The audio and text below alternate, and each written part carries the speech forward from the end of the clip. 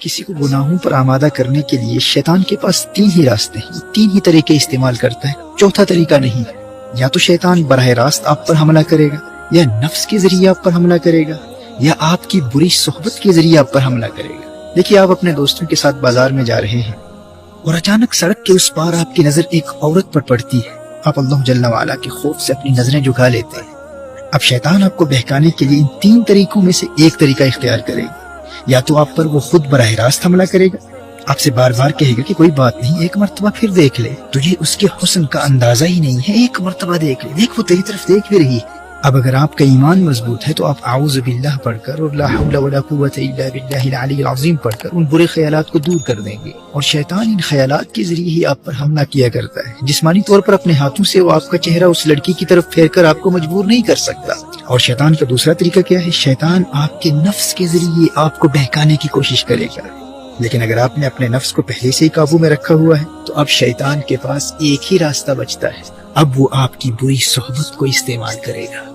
آپ کے کسی روحانی طور پر کمزور دوست کو تلاش کرے گا، اسے کہے گا کہ وہ آپ کو اس گناہ کی طرف راغب کرے۔ اب اگر آپ گنہگاروں کی صحبت میں رہتے ہیں تو آپ کتنے بھی مضبوط ہوں، آپ نے شیطان کے حملے کے دو راستوں کو بند کر دیا، لیکن یہ تیسرا راستہ کھلا ہے۔ آپ کے دوستوں کے ذریعے شیطان آپ تک بار بار پیغام پہنچاتا رہے گا، ارے ایک مرتبہ تو دیکھ لے، دیکھ وہ تیری طرف دیکھ رہی ہے، دیکھ اسی طرف آ رہی ہے۔ اور یہ کوئی بھی گناہ ہو سکتا ہے۔ ایسے دوست کہتے ہیں آج نماز قضا ہو گئی تو کیا فرق پڑتا ہے بھائی، دیکھ انتہائی لذیذ کھانا پکا ہے، روزہ توڑ دے، بعد میں کفارہ دے دینا، قضا کر لینا، کسی کو کیا پتا چلے گا، کون دیکھ رہا ہے۔ اچھا آج سگریٹ پی لے، ڈرگز لے لے، کسی کو دھوکہ دے دے، جھوٹ بول لے، غیبت کر لے۔ والدین کی ہر بات ماننا ضروری نہیں ہوتا، تو بڑا ہو گیا ہے، بچہ نہیں ہے۔ مجھے بھی اپنے والدین سے بہت محبت ہے، لیکن میں ان کی ہر بات تھوڑی نہ مانتا ہوں۔ اچھا آج چلتے ہیں، آج مووی دیکھ لیتے ہیں۔ اچھا تو مجھے مل نہیں سکتا تو کوئی بات نہیں، میں تجھے لنک بھیج دیتا ہوں، لیکن مووی دیکھنا ضرور۔ تو بری صحبت کے ذریعے آپ گناہوں میں مبتلا ہو جائیں گے۔ شیطان آپ کے ارد گرد برے دوستوں کو تلاش کرتا رہتا ہے، اور اگر آپ کا کوئی برا دوست ہی نہیں ہے تو شیطان ہار جائے گا، آپ جیت جائیں گے۔ محترم احبہ، آپ کے لیے خوشخبری یہ ہے کہ رمضان المبارک میں اگر حالت ایمان میں آپ صرف اس ایک دشمن سے بچتے رہے نا، بری صحبت سے خود کو بچا لیا، تو اللہ جل وعلا آپ کو گناہوں سے پاک بھی کر دے گا اور جنت بھی عطا کر دے گا۔ نبی کریم صلی اللہ علیہ وآلہ وسلم نے ارشاد فرمایا، رمضان میں شیطان کو قید کر دیا جاتا ہے، صفدت الشیاطین۔ آپ کا پہلا بڑا دشمن بند ہے، شیطان خود بے بس ہے، وہ کچھ بھی نہیں کر سکتا۔ اور دوسرا دشمن آپ کا نفس ہے، نفس۔ نبی کریم صلی اللہ علیہ وآلہ وسلم نے نفس کو قابو کرنے کا جو طریقہ بتایا ہے وہ بھوک اور پیاس ہے، وہ روزہ ہے۔ دیکھیے ماہ رمضان میں اگر آپ سحری اور افطار کے وقت زیادہ کھانا نہیں کھاتے، بہت زیادہ پیٹ بھر کر کھانا نہیں کھاتے، تو آپ کا نفس بالکل کنٹرول میں رہے گا۔ دونوں دشمن قید ہیں۔ اب اگر آپ مغفرت چاہتے ہیں، جنت میں جانا چاہتے ہیں، تو ماہ رمضان میں صرف اس ایک دشمن سے اپنے آپ کو بچا لیں۔ گناہوں کی طرف راغب کرنے والے، گناہوں کی دعوت دینے والے ہر دوست سے رابطہ مکمل طور پر منقطع کر دیں۔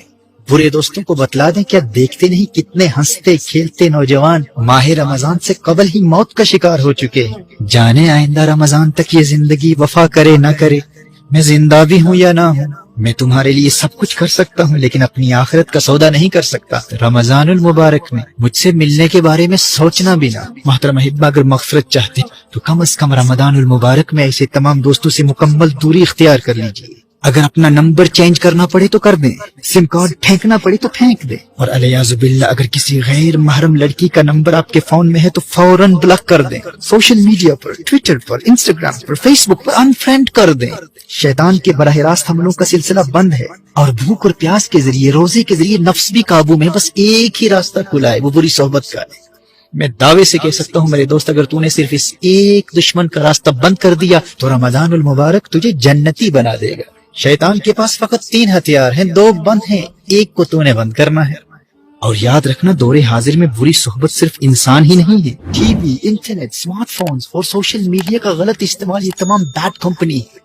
اور اگر مجبوری میں اسکول کے کام کے لیے، ہوم ورک کے لیے، کالج اور یونیورسٹی کے اسائنمنٹس کے لیے، یا بزنس کے کسی کام کے لیے انٹرنیٹ کا استعمال کرنا ضروری ہے، تو اپنے پی سی کو، اپنے کمپیوٹر کو یا لیپ ٹاپ کو اپنے لیونگ روم میں استعمال کرنے کے لیے خود کو پابند کر لے کہ اگر تو فون پر بھی انٹرنیٹ کا استعمال کرے گا تو اس کمرے میں کرے گا جہاں تیرے والدین موجود ہیں، تیرے بھائی بہن موجود ہیں، تاکہ ان کی موجودگی تجھے انٹرنیٹ پر مختلف قسم کی برائی پر مشتمل شرمناک مٹیریل یا بری سائٹس پر جانے سے بچائے رکھے۔ اور اگر جہنم کی آگ سے بچنے اور جنت کے حصول کے لیے تو یہ ایک کام بھی نہیں کر سکتا، خود کو بری صحبت سے نہیں بچا سکتا، اور اس خوش فہمی میں ہے کہ مفت ہی میں جنت مل جائے گی، تو اللہ کی رحمت کا مذاق اڑا کر اپنا ایمان برباد کرنے والے اللہ کا کلام سن لے۔ تو کیا سمجھتا ہے کہ اللہ آخرت میں انصاف نہیں کرے گا؟ تو نے جنت کو اتنا سستا سمجھ رکھا ہے؟ اللہ قرآن میں ارشاد فرماتا ہے، ام حسب الذین اجترحوا السیئات ان نجعلهم كالذین آمنوا وعملوا الصالحات سواء محیاهم ومماتهم ساء ما يحکمون۔ سورہ جاسیہ میں ارشاد فرمایا، کیا جنہوں نے برائیوں کا ارتکاب کیا یہ سمجھتے ہیں کہ ہم انہیں ان جیسا کر دیں گے جو ایمان لائے اور اچھے کام کیے؟